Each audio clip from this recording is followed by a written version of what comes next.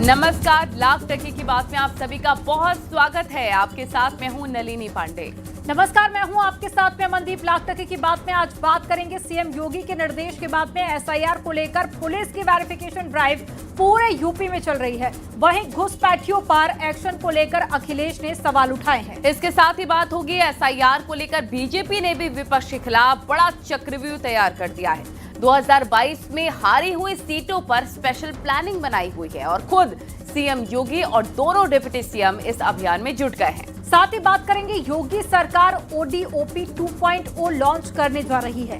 वहीं योगी सरकार में पिछले 8 सालों में बम्पर रोजगार की बहार है। 8 साल में 19 से घटकर बेरोजगारी दर अब 2.4 रह गई है। और साथ ही बात होगी संसद में बीजेपी सांसद अरुण गोविल ने सुरक्षा कारणों के चलते मदरसों और मस्जिदों में सीसीटीवी कैमरे लगवाने की मांग की। इस पर मौलाना ने ऐतराज जताया है। वहीं संतों ने भी इस पर मांग की है कि समर्थन इसको मिलना चाहिए। अब आपको खबरें दिखाते हैं विस्तार से।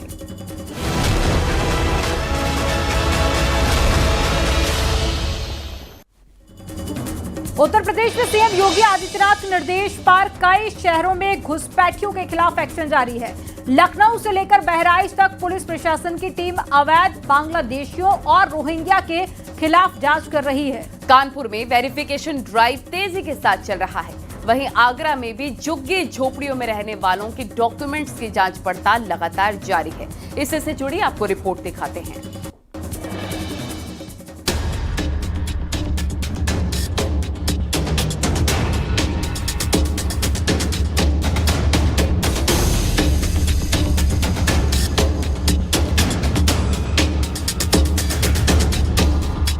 यूपी में सीएम योगी के निर्देश पर कई शहरों में घुसपैठियों के खिलाफ एक्शन जारी है।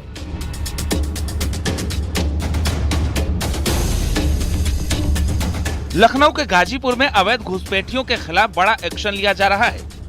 सीएम योगी के निर्देश पर प्रशासन की टीम लोगों की जांच कर रही है।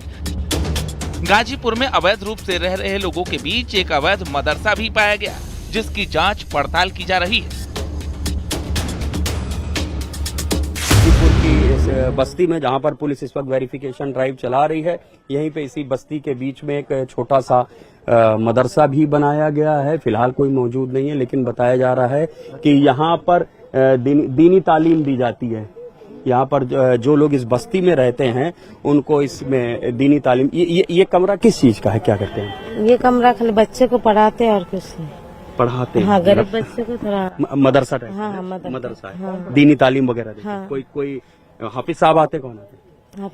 हाफिज साहब बहराइच में अवैध घुसपैठियों के खिलाफ हिंदू विश्व परिषद ने जांच की मांग की है। जिले के कई इलाकों में झुग्गी झोपड़ियों में लोग रह रहे हैं, जिनके वेरिफिकेशन को लेकर बीएचपी ने मांग उठाई। त्रिमुहानी रोड दरगाह कल्पीपारा कॉलोनी में सैकड़ों लोग रहते हैं, जिसकी जांच होनी चाहिए।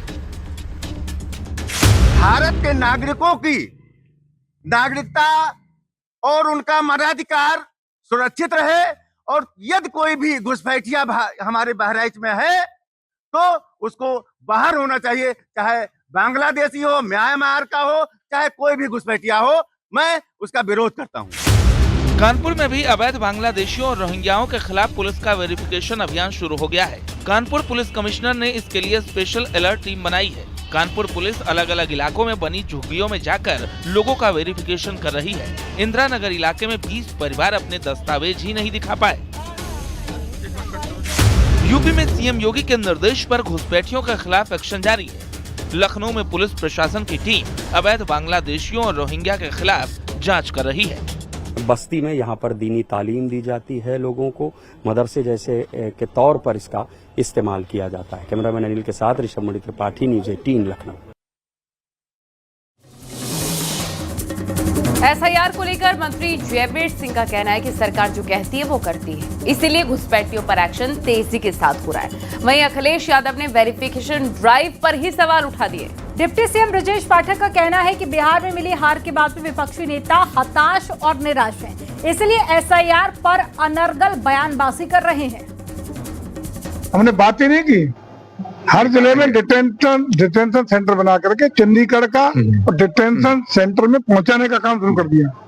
अकेली बात नहीं करती हमारी सरकार, जो कहती है तो करती है, और जो करती है उसको सारे लोगों के सामने प्रस्तुत करती है। यहाँ का सांसद कौन है? देश के डिफेंस मिनिस्टर यहाँ के सांसद हैं। कौन चेक कर रहा है? बीजेपी के लोग चेक कर रहे हैं। ये बीजेपी के लोगों को अधिकार कहाँ से मिल गया? क्या आप चेक करेंगे? और फिर जिन्होंने आधार बनाया, जिन्होंने कानूनी कागज दिए, उन अधिकारियों के खिलाफ कब कार्रवाई करेंगे लोग? और कोई घुसपैठ ही नहीं है, केवल ये चुनाव के लिए कर रहे हैं। लोगों को, गरीब जो लोग हैं, जो दूसरे जिलों से आकर के यहाँ बसे हैं लखनऊ में, उन्हें अपमानित करना, उनको परेशान करना, उनको दुख पहुंचाना, उनके खिलाफ कार्रवाई करना, ये सरकार गरीबों के खिलाफ है। ये बताइए किसी बीजेपी के नेता को कहाँ से अधिकार मिल गया? क्या आप घुसपैठिया चेक करेंगे? विपक्ष केवल अपनी संभावित हार को देख करके इस प्रकार के अनर्गल बयानबाजी कर रहा है। बिहार में SIR के उपरांत चुनाव हुआ, एक भी कंप्लेंट नहीं आई है। बिहार के जंगल राज को बिहार की जनता ने नकार दिया है। समाजवादी पार्टी के जंगल राज को, गुंडा राज को उत्तर प्रदेश के लोग कभी स्वीकार नहीं करेंगे। 27 में भी 17 वाला परिणाम दोहराएगा। प्रचंड बहुमत के साथ भारतीय जनता पार्टी की सरकार बनेगी। SIR को लेकर बीजेपी ने विपक्ष के खिलाफ बड़ा चक्रव्यूह तैयार किया है। 2022 में हारी 112 सीटों पर अपने बड़े नेताओं की टीम उतार दी है। SIR अभियान के जरिए हारी हुई सीटों को जीत में बदलने की फुल प्रूफ प्लानिंग में जुट गए हैं। SIR में पूरी पार्टी इतनी मजबूती के साथ जुटी है कि बाकी सभी पार्टीज के अभियान कैंसिल कर दिए गए हैं। दोनों डिप्टी CM, बीजेपी प्रदेश अध्यक्ष, सभी मंत्री, विधायक, सांसद इस अभियान में जुट चुके हैं। इसी से जुड़ी आपको रिपोर्ट दिखाते हैं।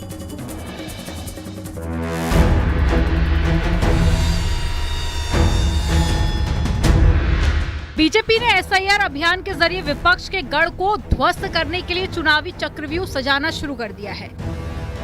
SIR में पूरी पार्टी इतनी मजबूती से जुटी है कि पार्टी के बाकी सभी अभियान कैंसिल कर दिए गए हैं। दोनों डिप्टी CM, बीजेपी प्रदेश अध्यक्ष और सभी विधायक, मंत्री और सांसद SIR अभियान में जुटे हैं।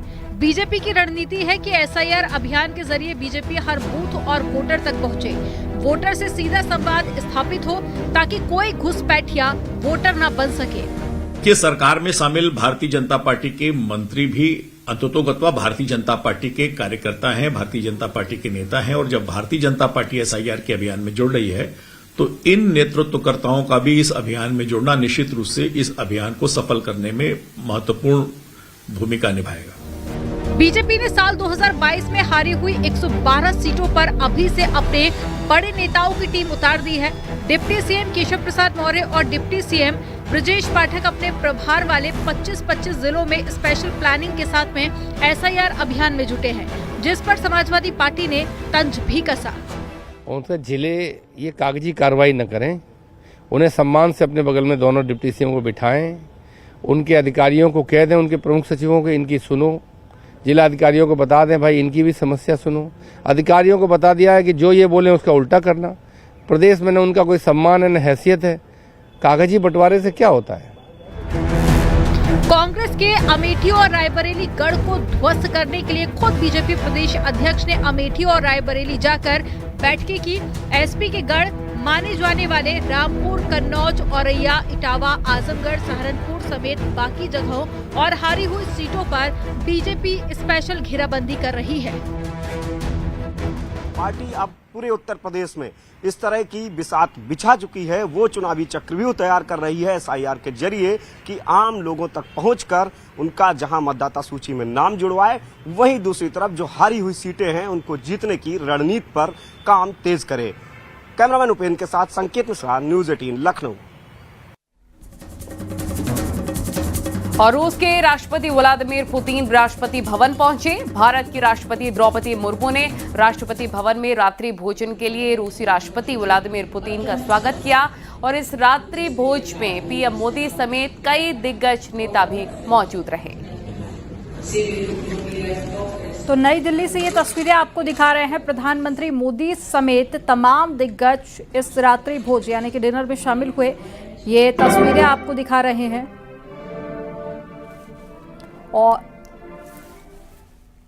और आज दिन में गार्ड ऑफ ऑनर भी दिया गया था रूस के राष्ट्रपति व्लादिमीर पुतिन को और उस वक्त की तस्वीरें भी आपको दिखा रहे हैं और साथ ही रात का डिनर भी राष्ट्रपति भवन में ही आज रखा गया है, जिसमें व्लादिमीर पुतिन, प्रधानमंत्री नरेंद्र मोदी और साथ ही जो रूस से डेलीगेशन आया है वो भी इस डिनर में शामिल हुआ है।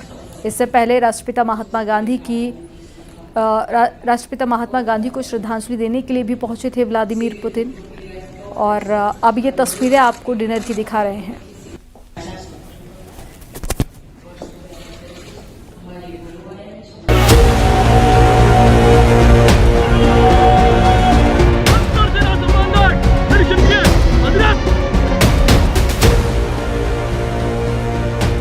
भारत के प्रति इस गहरी मित्रता और अटूट प्रतिबद्धता के लिए मैं राष्ट्रपति पुतिन का, मेरे मित्र का हृदय से आभार व्यक्त करता हूं।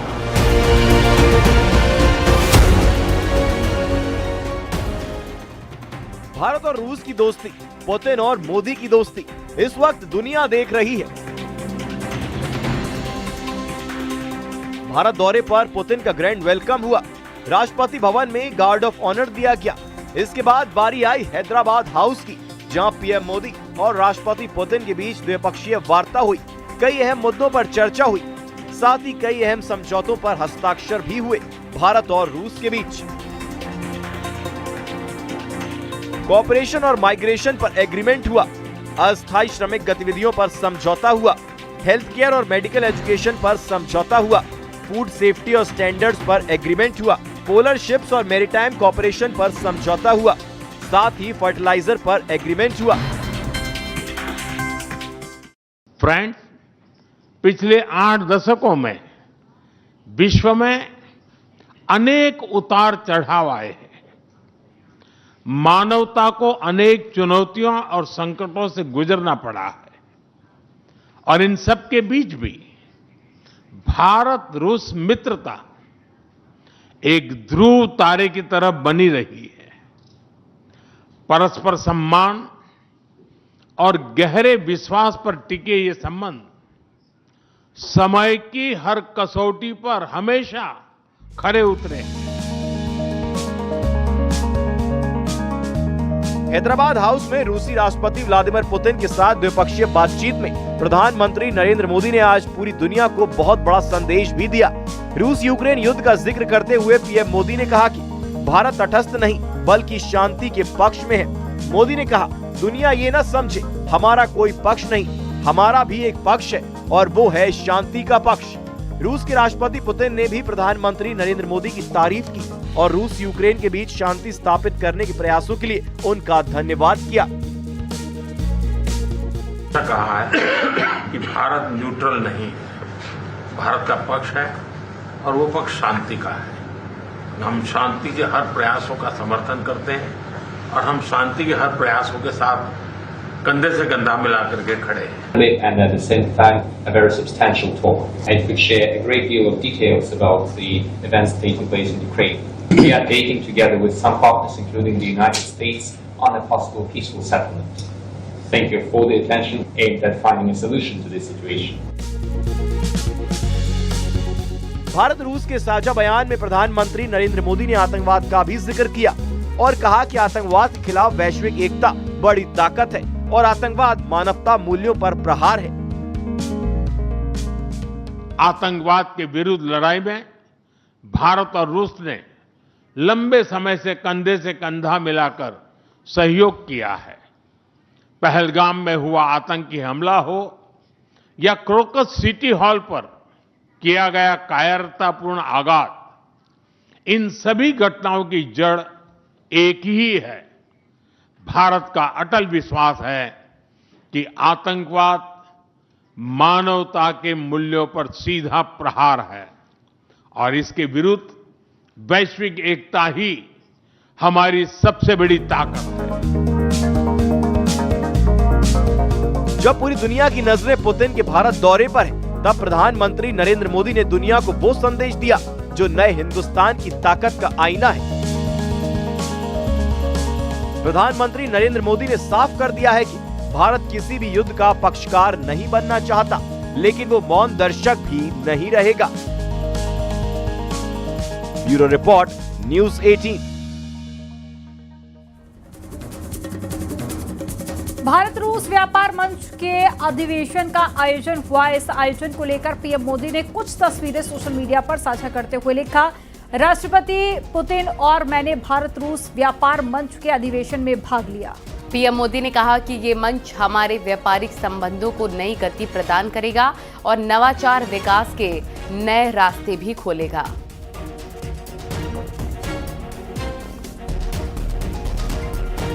तो दिल्ली दौरे पर आए रूस के राष्ट्रपति पुतिन से पीएम मोदी ने मुलाकात करके दोनों देशों की सांस्कृतिक विरासत पर भी चर्चा की है।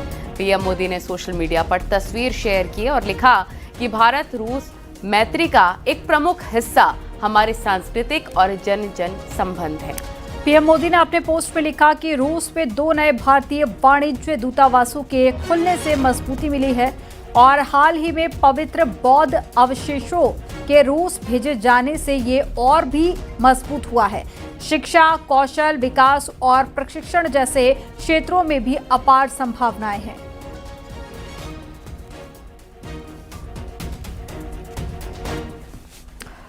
बंगाल के मुर्शिदाबाद में बाबरी मस्जिद बनाने के मामले में हुमायूं कबीर को कोलकाता हाई कोर्ट से राहत मिली है।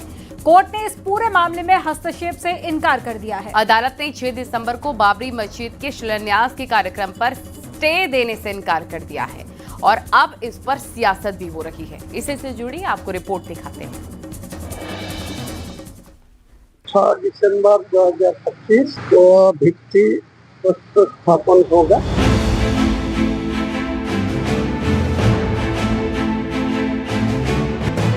এবং 22 তারিখে মুর্শিদাবাদে নিজের দলের ওপেনিং করব। ये तेवर हैं ममता बनर्जी की पार्टी से निलंबित उस नेता के जो पिछले कई दिनों से चर्चा में है। नाम है हुमायूं कबीर, जो बंगाल के मुर्शिदाबाद में बाबरी मस्जिद के नाम से एक मस्जिद बनाना चाहते हैं। उन्होंने 6 दिसंबर 2025 को मस्जिद के शिलान्यास का ऐलान भी कर दिया था, जिसका विरोध हुआ, लेकिन हुमायूं कबीर अड़ गए और उनकी ये जिद ममता बनर्जी के गले की हड्डी बन गई। नतीजा ये हुआ कि हुमायूं कबीर को टीएमसी से निलंबित करना पड़ा। ये बंगाल में पॉलिटिक्स ऑफ हेट्रेड नहीं कर, ये बीजेपी का साथ को मिल के चल रहा है। आगे भी बीजेपी में गया था, कैंडिडेट हुआ था 19 साल को 19 में। आज भी बीजेपी का पैसा से ये कर रहा है, क्योंकि बीजेपी देखते हैं अपना पाँव नहीं जमा पड़ रहा जब तक नहीं घृणा का राजनीति करके हमारे समाज को तोड़ दिया जाए। और ये समाज को तोड़ने तृणमूल कांग्रेस नहीं देगा, इसलिए कठोर से हम लोग उनको सस्पेंड किया है। आज को खिलाफ मैं चुनाव में जवाब दूंगा, यही मेरा बात। कितने सीटों में लड़ेंगे आप? 135 सीट में मैं कंटेस्ट करूंगा। अच्छा, आपका नया पार्टी का नाम 22 तारीख को डिक्लेयर होगा। 22 में मिल जाएगी। सारे लोगों क्या है वो पार्टी का क्या नाम है, सेकुलर पार्टी है, कोई मुसलमान के लिए नहीं है, कोई हिंदू के लिए नहीं है।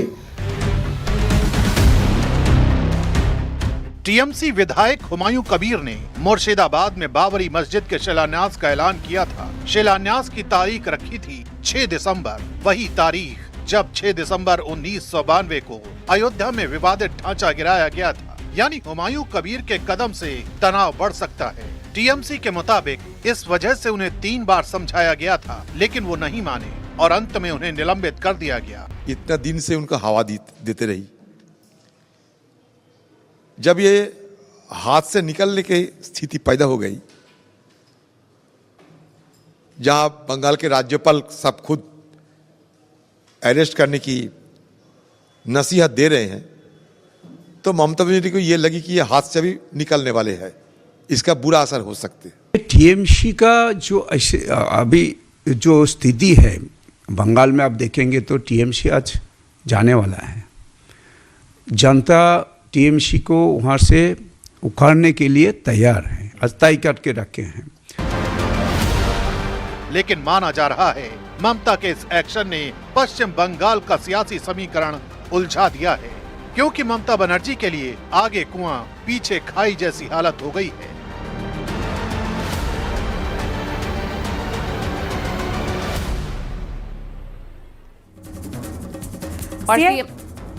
सीएम योगी ने ओडीओपी 2.0 की शुरुआत की है। इस योजना का लक्ष्य एक जनपद एक व्यंजन के माध्यम से उत्तर प्रदेश को स्थानीय से वैश्विक स्तर पर पहचान दिलाना है। ODOP 2.0 के जरिए स्थानीय उद्योग, स्वरोजगार और निर्यात को नई ऊंचाई देने के लिए तैयार है। और वहीं योगी सरकार के 8 सालों में रोजगार और औद्योगिक विकास के क्षेत्र में बड़े बदलाव देखने को मिले हैं। यूपी में बेरोजगारी दर अब घटकर महज 2.4% रह गई है। इसी से जुड़ी आपको रिपोर्ट दिखाते हैं।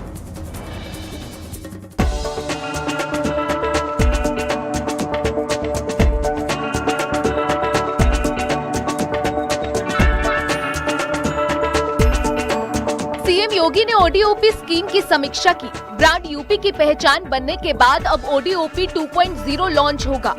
मीटिंग में सीएम योगी ने कहा कि ODOP योजना को और विस्तार देना समय की मांग है, जिसमें बेहतर प्रशिक्षण, ऋण सुविधा का विस्तार किया जाना जरूरी है। अब खान पान की परंपरा भी यूपी में ब्रांड बनेगी।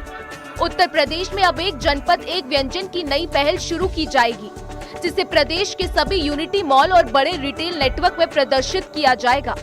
ODOP निर्यात सहायता केंद्र बनाए जाएंगे। इस स्कीम से स्थानीय उद्योग, निर्यात और रोजगार को नई ऊंचाई मिलेगी।